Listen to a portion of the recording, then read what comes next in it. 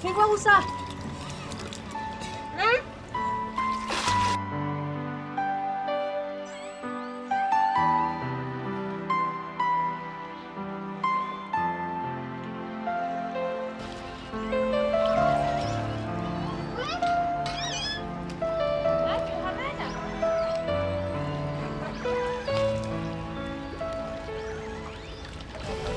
T'as vu?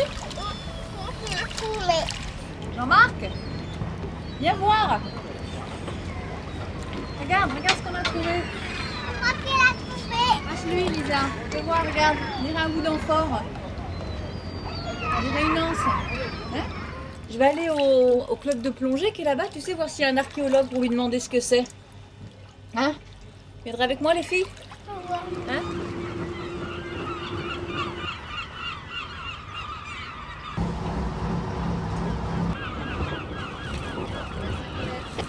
Encore 5 mètres.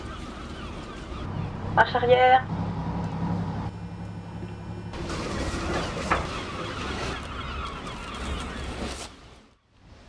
Marco Chioffi est archéologue et professeur à l'université de Milan. Sa passion pour l'histoire des civilisations du passé l'avait entraîné ici au début de l'ère du scaphandre autonome, dont il fut l'un des pionniers dans l'île. Le professeur Chioffi avait rapidement compris la position stratégique qu'occupait Pantelleria pour les peuples antiques du bassin méditerranéen. C'est assez commun de trouver des morceaux d'amphore à Pantelleria, car l'île était déjà connue dans l'Antiquité pour sa richesse naturelle, l'obsidienne. Cette pierre d'origine volcanique avait des fonctions très variées. Dans la Haute Antiquité, on en faisait des outils, des armes, et plus récemment, à l'époque romaine, des objets de décoration. Les navires antiques venaient donc ici s'approvisionner, ce qui explique la présence de tous ces vestiges, témoins de ces escales dans l'île. Par la suite, Pantelleria était devenu un centre commercial important, un véritable nœud d'échange où se croisaient les routes de l'Ouest, l'Espagne, l'Afrique, la Gaule et les routes de l'Est, la Grèce, l'Égypte. Les marchandises étaient alors échangées sur place. Si on regarde la position de Pantelleria sur une carte, on comprend pourquoi les grandes routes maritimes se croisaient ici. Tenez, regardez, avec le vent d'Est, le Levante, on pouvait faire route vers la pointe nord-est du continent africain et ses colonies romaines. Avec le vent de nord-ouest, le Maestrale, on pouvait cingler vers Camarina en Sicile, qui était alors une colonie importante de la Grèce antique.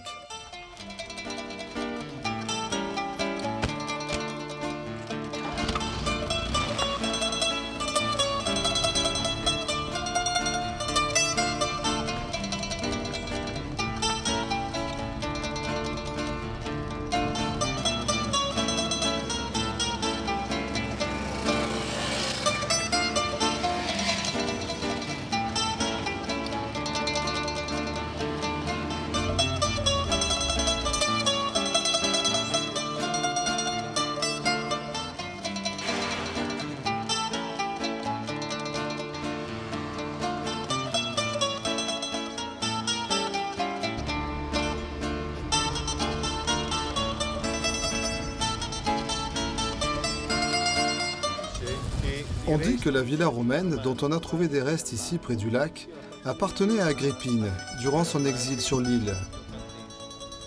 Certaines trouvailles faites au large de Punta Puzzolana confirment que des navires antiques de l'époque romaine jetaient l'ancre en face du lac. On suppose qu'ils venaient ici approvisionner la mer de l'empereur.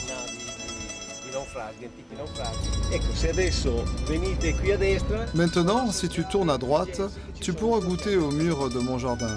La casa tua è questa là in alto.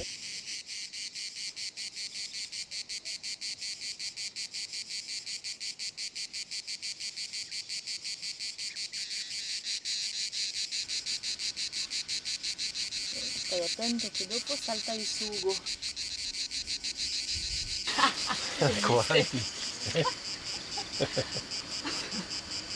Cosa?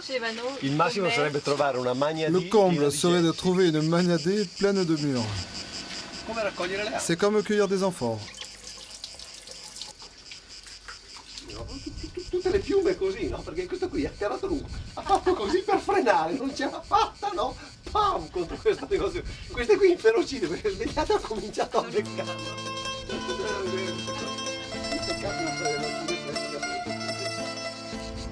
Nous nous connaissions depuis quelques heures seulement, et il nous semblait pourtant être déjà à l'aube d'une réelle amitié, dont la preuve la plus évidente était cette disponibilité qu'avait le professeur Kiofi pour nous faire partager ses connaissances inépuisables sur l'histoire de l'île, dont il était la véritable mémoire vivante.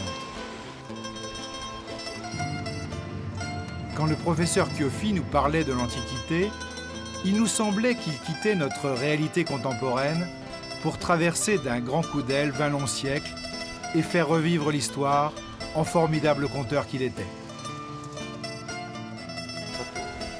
Degli osservatori esterni che non possono modificare il corso del tempo ma osservano. Imagine que nous soyons des observateurs externes qui ne peuvent changer le cours du temps. Imagine le navire qui arrive, qui mouille son ancre à quelques encablures, qui commence à décharger ses amphores pour les remplir à l'eau de la source. Subitement, le temps change. Le vent d'est se lève, fort.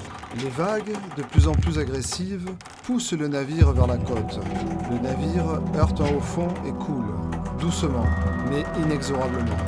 Avec un peu de chance, l'équipage échappe au naufrage, mais la cargaison se retrouve en un clin d'œil au fond des mers, perdue à jamais. Jusqu'à ce qu'un jour, des siècles plus tard, un plongeur curieux découvre un indice. Dans le monde sous-marin, tu as une autre dimension de la réalité. Tu te retrouves vite désemparé devant cette immensité. C'est comme l'aiguille dans la botte de foin. Tu cherches quelque chose qui est incroyablement petit en comparaison de l'immense superficie qui t'entoure. Tu te sens souvent tellement découragé, mais quelle joie, quelle immense joie tu ressens quand tu réussis enfin à trouver quelque chose.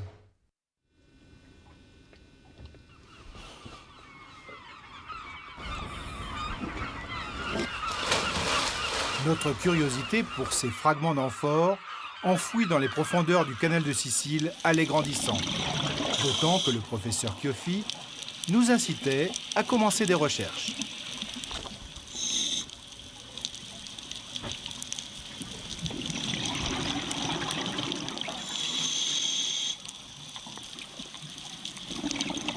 La décision n'était pas évidente à prendre, car nous ne pouvions compter que sur nous-mêmes en cas de danger, dont le pire était peut-être les filets de pêche, nombreux dans cette zone.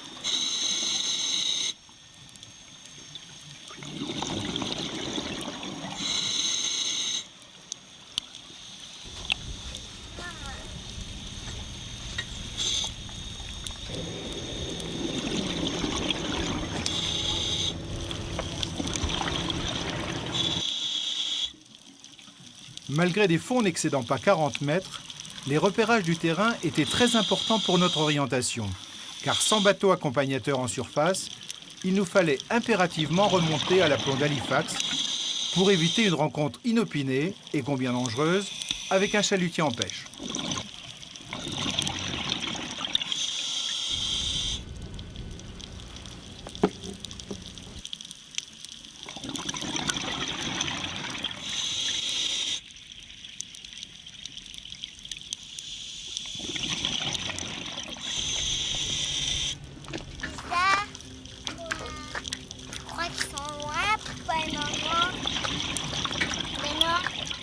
Nous étions littéralement ensorcelés par nos découvertes sous-marines, qui étaient chaque jour plus nombreuses et consistantes. Le professeur Kiofi, quant à lui, ne venait jamais plonger avec nous, mais s'affirmait comme le conseiller de notre aventure.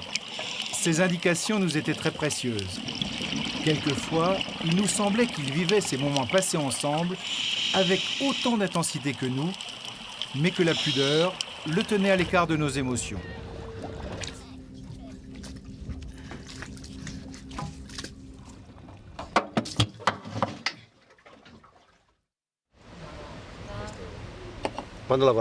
Il travaillait la forme de l'amphore avec le tour à pied, mais c'est avec les mains qu'il donnait cette nervure particulière qu'on retrouve surtout sur les magnadés, ces amphores puniques très longues. Celle-ci est romaine. On voit bien que les anses sont fixées sur la base du col et sur l'épaule de l'amphore.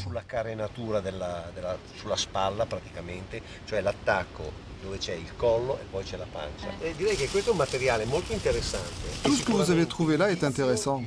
C'est probablement un indice de naufrage. Mais sachez quand même que jusqu'à maintenant, aucune trace d'épave n'a jamais été trouvée dans ces eaux. Peut-être avec votre aide, qui sait? En tout cas, n'oubliez pas que c'est sous le sable qu'il faut chercher.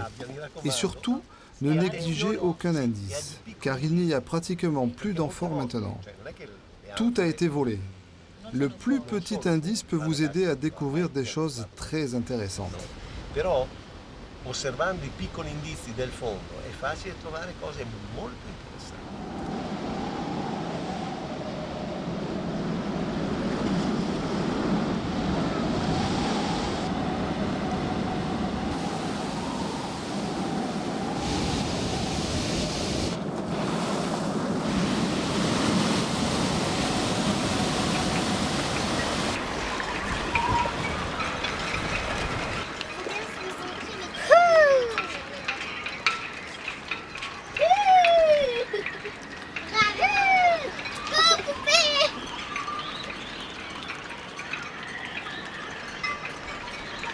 Colorare l'arcobaleno come questo, rosso, arancione, giallo, verde, blu, viola, tutto giusto.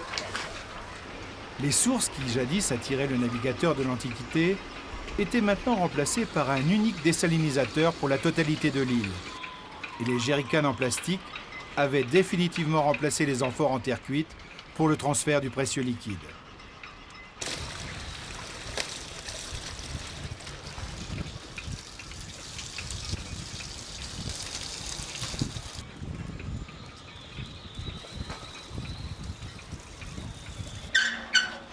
Molto fresco qua dentro, molto piacevole. Allora, questo è il deposito provvisorio. Voici le dépôt provisoire. Tutte queste anfore. Toutes ces amphores ont été trouvées dans les eaux de Pantelleria. Sur ma gauche, on voit les magnadés et les magnacées, qui font la singularité de notre patrimoine culturel. Et là, sur la droite, toutes les romaines. Quand j'étais gosse, Gadir était l'endroit le plus connu pour les amphores. Les plongeurs venaient y charger des camions entiers. Il n'y avait aucun contrôle et les fonds étaient comme une forêt vierge. Il existait alors un véritable marché. Les plongeurs venaient d'Italie parfaitement équipés pour le pillage. Ils passaient des accords avec les chalutiers qui venaient charger et exporter illégalement. Des gens de chez nous ont également gagné de l'argent ainsi. Quelques-uns se sont retrouvés derrière les barreaux pour s'être fait prendre la main dans le sac. Aujourd'hui, qui n'a pas, en souvenir de cette époque, une ou plusieurs amphores chez lui ou dans son jardin? L'amphore était comme un animal sans défense.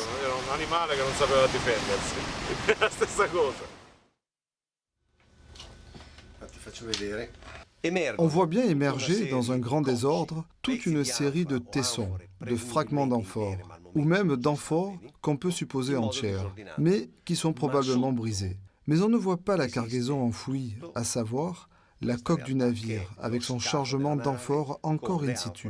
C'est la raison pour laquelle il est extrêmement important, avant de toucher quoi que ce soit, de comprendre cette réalité. La récupération est vraiment la dernière chose à faire. Imagine que tout ce qui dépasse ait déjà été enlevé, et qu'il ne reste plus que ce petit tesson. Si un plongeur inconscient de l'importance de son geste le récupère un jour, l'épave sera perdue à jamais, sauf si une grosse tempête la désensable, chose improbable à 40 mètres de profondeur.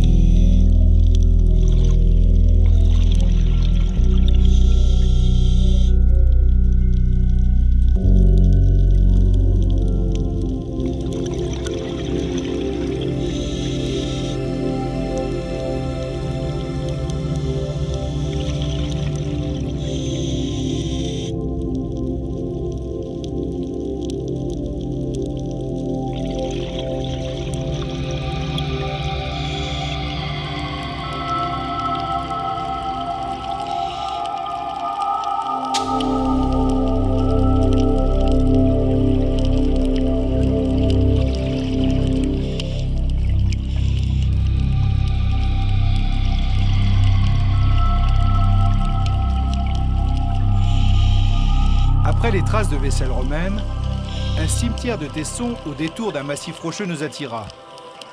L'impression de désastre qui se dégageait de l'endroit était significative. S'il existait une épave, elle ne pouvait pas être loin.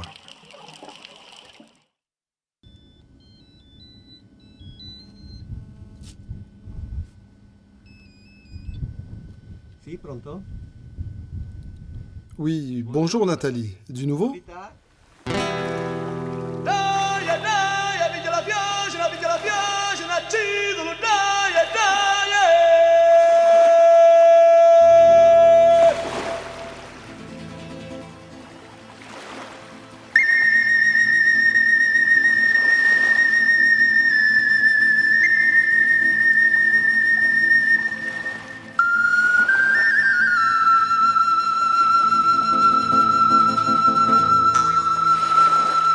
Je pense qu'il serait opportun d'organiser une plongée même demain, si vous êtes d'accord, et d'aller contrôler cette découverte.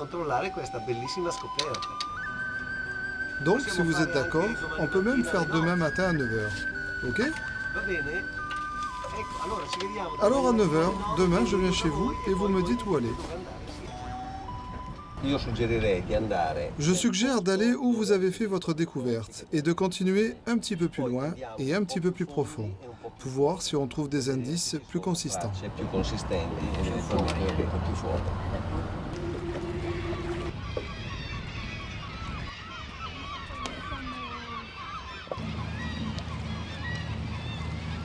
Guarda Fallait-il voir un signe du destin dans cette rencontre avec les dauphins, comme le traditionnel béret d'archéologue, porté par le professeur Kiofi ce jour-là, pouvait le laisser croire.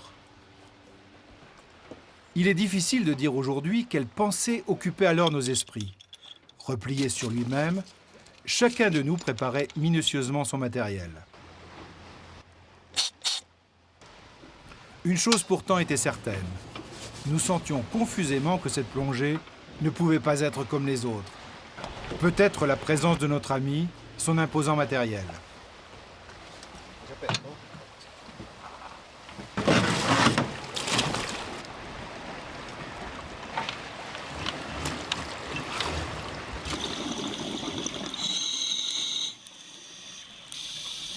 Très rapidement, nous nous dirigeâmes comme poussés par une main invisible vers des poutres de bois d'apparence anodine pour nous, mais dont l'intérêt archéologique n'avait pas échappé à notre ami.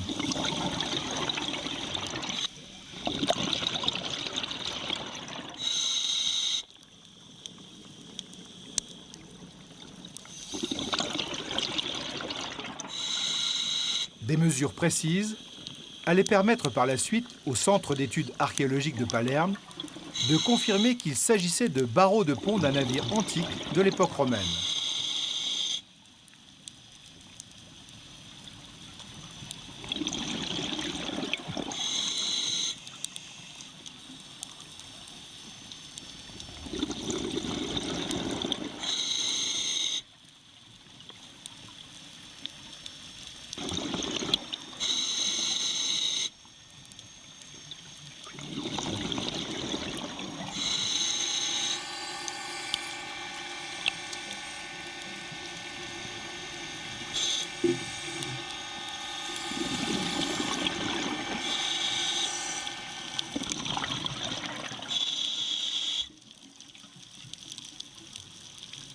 Nous nous servions du scooter sous-marin pour déblayer méthodiquement le site. Cette technique efficace, avec l'aide d'un deuxième plongeur en appui, avait cependant le défaut de remuer beaucoup de sédiments.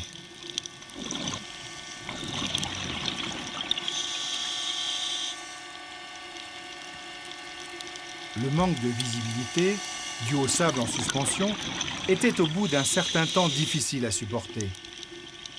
Et il nous fallait quelquefois nous éloigner de notre chantier sous-marin pour retrouver des points de repère et reprendre nos esprits. Pour certains d'entre nous, la nausée n'était pas loin.